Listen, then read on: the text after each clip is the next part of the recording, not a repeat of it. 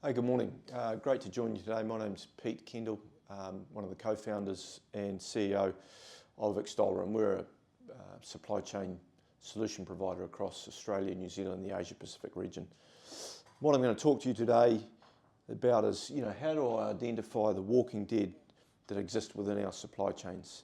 And I'm going to help you identify the zombies and give you some tools to help you in this battle to help your business stay alive, grow, and actually thrive. So let's get into it. Most retailers that we deal with and come across in our business are actually running supply chains that are designed for a world that no longer exists. And that's becoming a serious competitive problem. Let's just take a think about this for a moment. We're living in a world of enormous geopolitical turmoil. COVID, Ukraine, US tariffs, the Suez, Gaza, Iran, Straits of Hormuz, and then we'll add a bit of local flavour into there. Bushfires, flooding events.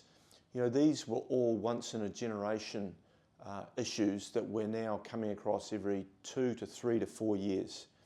And the predictability that we once enjoyed that enabled us to build just-in-time supply chains that meant everything from diesel for our trucks, shipping capacity, raw materials, inbound finished goods, and labour. That predictability is gone and it's never coming back again. So when we look at supply chains, and whether that's your own supply chain that you run or you're using a third party, where we see the walking dead in these supply chains, they're unable or unwilling to tackle the new reality that those good old days are gone and they're never coming back. And here's another thing, retailers in the future will not be competing store versus store, they will be competing supply chain versus supply chain. And if you can't get your head around that and really understand what that means for your business, then you are going to be the girl in the pink cardi. And I don't care what sort of retailer you are, if you're a bricks and mortar retailer, pure play, or an omni-channel, doesn't matter. Or even in fact, if you're a 3PL or a supplier to a retailer. Revenues right now are incredibly hard to grow, and it is not a good time to be out there asking your customers to put your price up. You've all got supply chains, they're critical to your business, and what we're going to go through is really talking about what are these 5 key signs of the walking dead and the zombies within our supply chains. And here they are, call them out. They don't understand their cost to serve. They don't know or are unable to keep customer promises. Poor productivity, and we'll dive into that in a bit more detail. They don't have a solid technology investment or vision for their business, and critically, leadership and resilience is often lacking. And these are the things that we see consistently within the zombies in supply chain.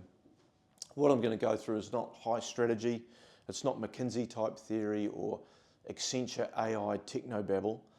This is the stuff that we have seen in our practice, that we've seen work. It works with our clients, and when you get it right, it helps you build competitive advantage and competitive differentiation, along with increasing your resilience and reducing costs. It's based on facts and data, and if we were in your shoes, this is what we'd be doing and where we'd be spending our money. So we all know when it comes to fighting zombies, one thing works, and that's silver bullets. And historically, over the last 10 or 20 years, we've all viewed supply chains as a cost centre. And what we've tried to do is minimise the cost of our supply chains. We've wrung them dry and got every red cent out of it. When we're in the state that we are now of enormous turmoil, we really need to be looking at our supply chains as an area we can boost our productivity and strengthen the key pillars that are needed to turn your supply chain into a competitive advantage. So we're going to step through those 5 key areas in a bit more detail and understand for each of those 5 silver bullets what they can do to bring you competitive advantage and competitive differentiation. And we've seen this across all the clients that we work with across the Asia Pacific region. The first one is cost to serve.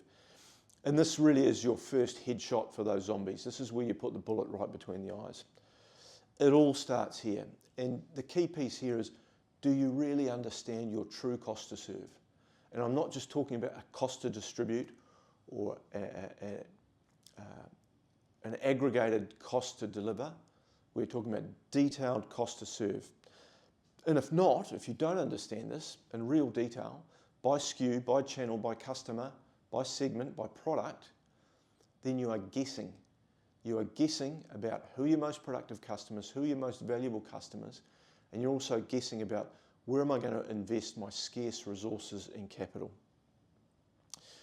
An example of a client that we've been working with, a large client across Australia and New Zealand that we were doing a network strategy project for, we asked them whether they understood their cost to serve in detail, and they said, yes, we do. And we're particularly talking to the sales team. But when we pulled the layers back of what they thought was cost to serve, we actually found that they understood a cost to distribute. And so the key customers that sales thought, hey, these are our most important, most valuable customers, in many cases weren't. And in a number of cases, those flagship customers were actually incredibly limited in their profitability, and some of them they're actually losing money on. The great thing as a supply chain practitioner is the supply chain team in that organisation, when they worked with the sales team to provide them and arm them with this information, they became a business partner to sales. So they actually were arming their sales teams with the information, the facts and the data to go out and work with these customers to renegotiate terms, renegotiate minimum order quantities, service promise, and actually get them back into a profitable state. So, going from supply chain as a problem and a burden for our salespeople to, hey, these supply chain people really add value to me and our customers. And in doing this, the criticality is, where do I actually make my money from? And as we can see here, up to 20% of businesses really have no idea about their true cost to serve. So how do we do this? And how do we get this detailed understanding? Well, it's pretty simple, really. You've got to understand the cost at every level. Customer, channel, segment, product, geography, but then within your business, marketing, sales, customer service, promotion, finance, all of those aspects that get back into really building a detailed cost to serve. And when you do that, you're starting to make decisions within your business based on facts and data and not opinion. And certainly what we know with the clients that we work with is, if you haven't got the facts and data, then typically the loudest voice in the room wins, and that's not usually the right answer. The other thing you need to do when really getting into cost to serve is this has got to have executive mandate. This cannot be a supply chain led activity. It's got to be led by ideally the CEO, but if not, the CFO or COO, and it's about them then bringing all of the key functions together and creating a genuine senior cross-functional focus on understanding this. And when you get it right, what we've seen, in our experience, is it creates aha moments. We then have sales going, oh, gee, supply chain guys, I didn't know that me making that action has a huge impact on you down here.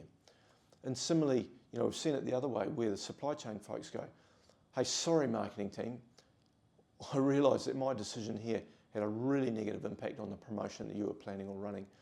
And we start to build a business that's a lot more collaborative and understands how this all fits together.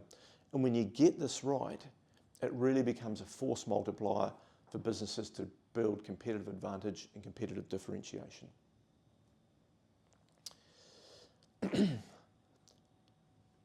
Many supply chain operators and 3PLs actually view their customers like these guys. They see their customers as a major problem, a problem to their day-to-day operation, rather than, hey, the customer is actually the single reason that we're here and that we exist. They're certainly not seeing their supply chain as a source of competitive advantage. Fun fact, 86% of buyers will actually spend more for a better customer experience. Another one, a 5% increase in customer performance or customer retention actually results in up to a 25% increase in net profit. But to do those things, you've got to be able to make a customer promise that you can keep. And the customer experience and that customer promise starts all the way back at demand planning and merchandising and buying. So what do you need to do? You've really got to understand your inventory profile at the SKU level. Understand and manage your demand and supply variability and actively work to reduce this variability.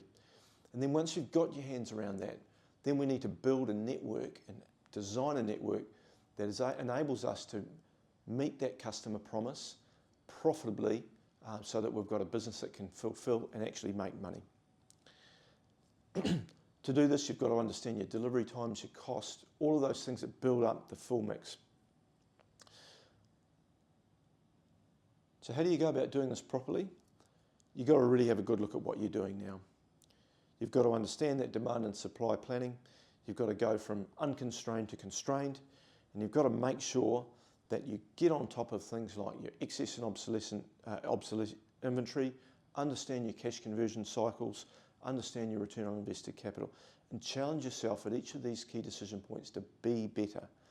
Only once you've got these things right and really understand your inventory performance, your working capital performance, do you then start to look at things like technology. And in all businesses, there's a bunch of numbers, and these numbers really, really matter. And I just like the first one at the top. Brands with a superior customer experience bring nearly 6 times more revenue than their competitors.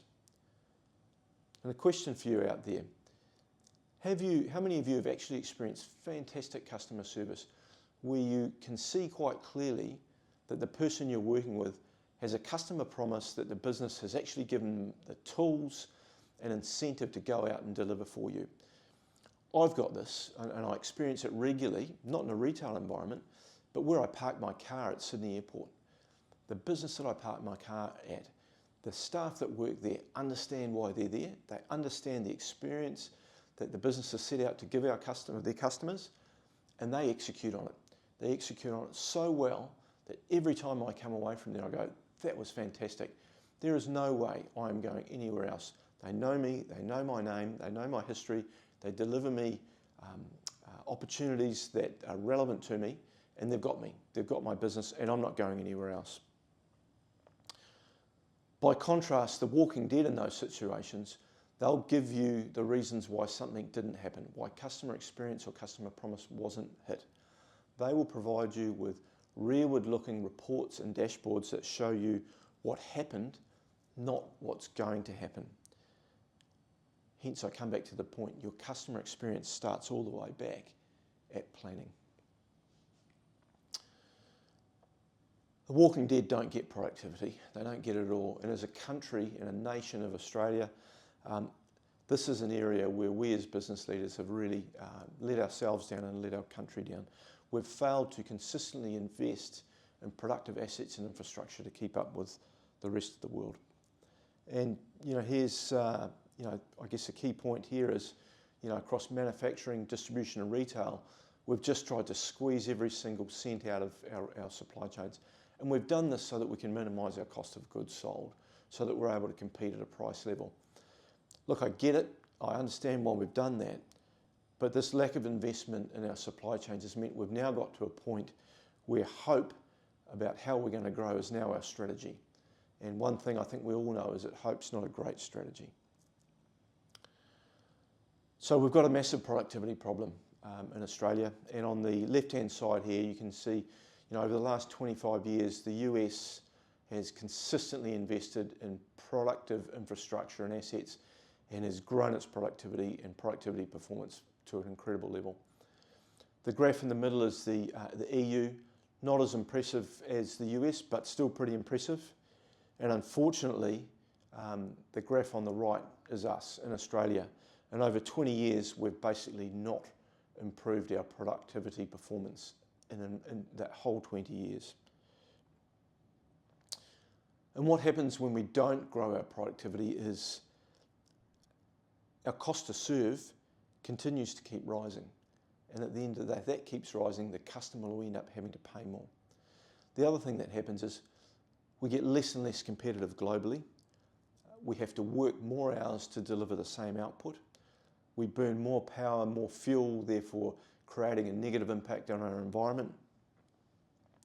Our staff are adversely impacted. They work harder, therefore they're more prone to burnout, low morale and turnover. At the end of the day, our customers are paying more for the same thing, and that's not a great experience. Yeah, and just to complete the slides of bad news, the supply chain of the walking dead exists right here. And if you're not looking hard at your supply chain productivity, I'll go back to you are the girl wearing the pink cardi. Well, what we know works and where we've been able to bring customers back from the point of joining the working dead is that you've really, really got to understand your productivity performance. You need to understand that in detail and get a baseline for your business now. Identify and quantify the productivity gaps and performance sinkholes in your business. Do things like time and motion studies and engineered standards and understand how do I perform now. Get that and document it. Then start to look at some other areas that might bring improvement here. Am I running a modern warehouse management system? Do I run a modern labour management or transportation management system? And in environments where we are starting to use some more sophisticated tools, what we're seeing is some great new AI-enabled tools, particularly in the area of warehouse execution systems, that are able to dynamically reallocate labour and robots to get ahead of problems that are coming down our supply chain. So they avoid the productivity impacting issues that we come across before they actually occur. Look at your transport. Within our supply chains, transportation networks are obviously a major source of cost and productivity impact, and particularly in this current environment where we've got very, very high fuel costs. So look at your TMS. Am I using a TMS? This is the first thing, or am I running it on spreadsheets? If I'm not, I need a modern TMS, something that enables me to optimize route, load, vehicle type, customer dynamically. And engage your teams in this. Your teams care because this is their livelihood as well. So engage your teams, get their thoughts and help them take you down that journey of finding the right tools and systems that are going to make a significant productivity impact to your business without creating a massive technical overhead burden. And when you're talking about your teams, look at the people you've got and really ask the question, have I got the right skills with my organisation that are going to help me grow and become more productive over the next 5 to 10 years? Do we have the data scientists? Do we have the operations and process engineers? Have we got the mechatronics graduates in our organisations that have got the training and skills and thirst for knowledge that can take our businesses from where they are now to where they need to be in the future?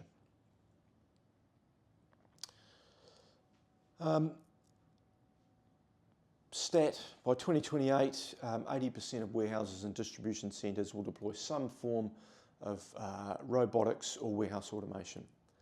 I guarantee you one thing, the walking dead are not within that 80%.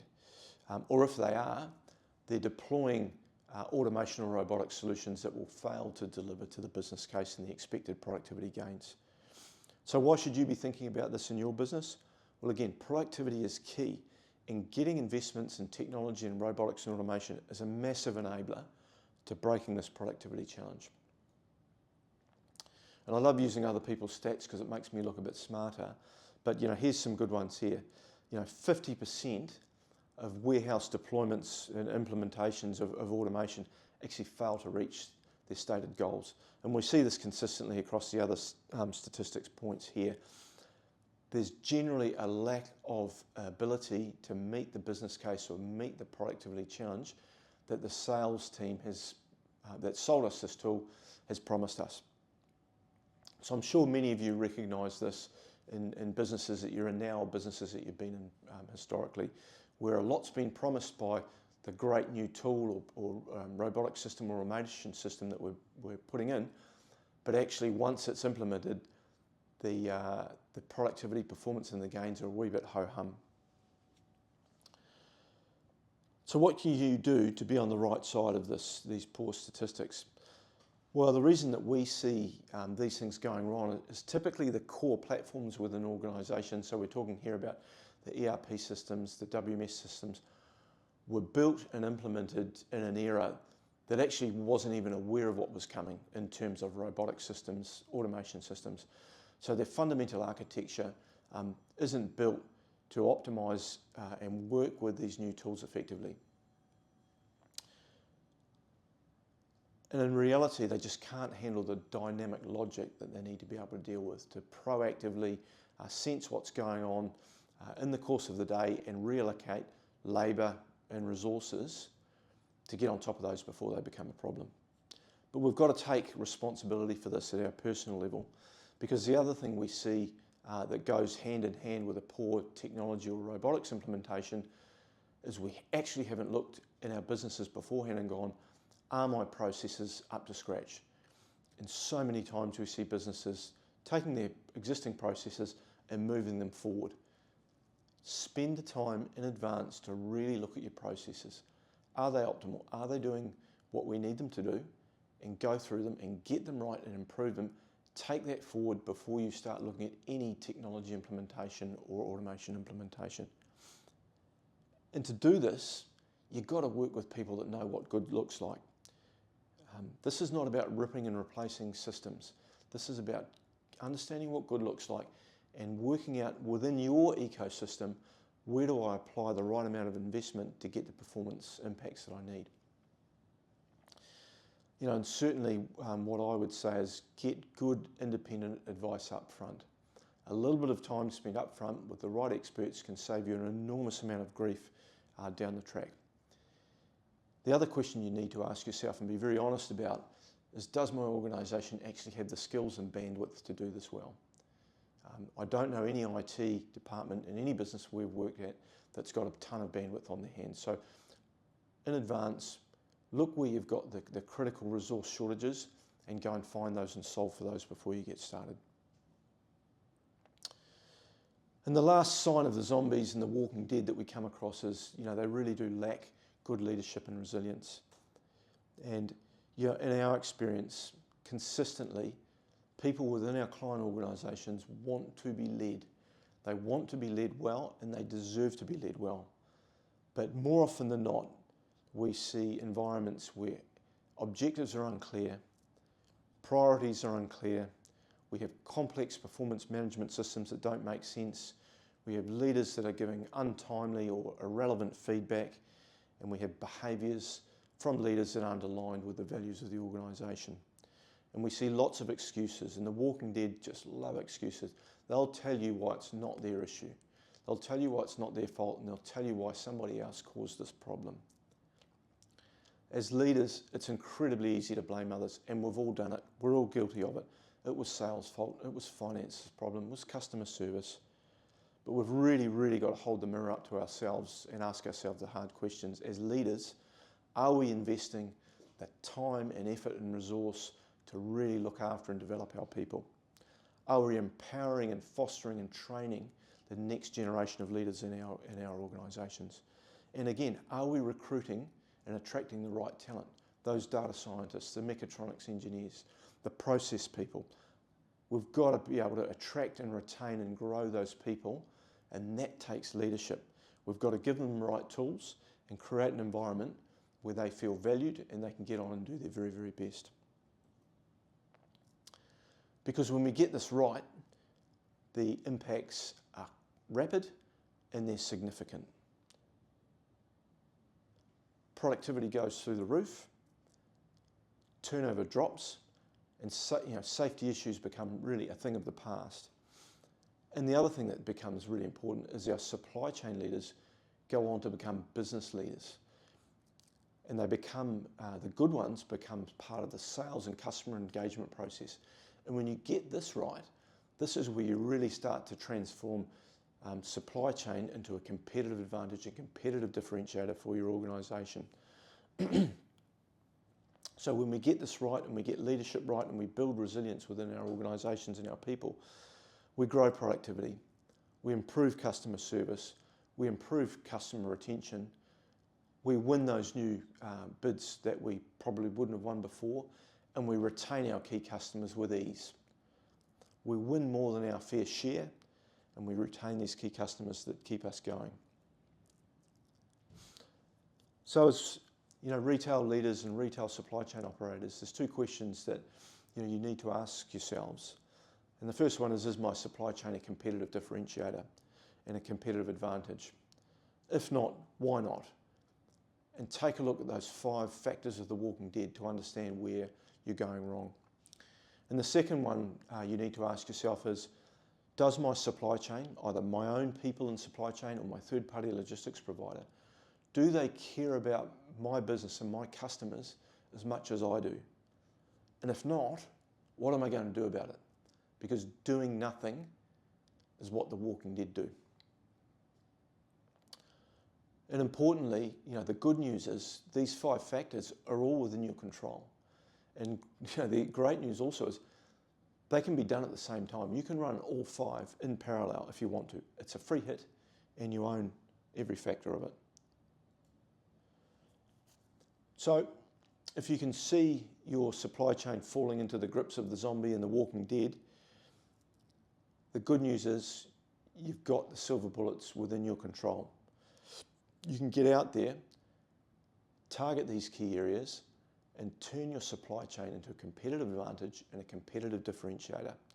You will outcompete your competitors, you will outperform, you will attract and retain the best talent, and you will deliver step change profitability in your organisation.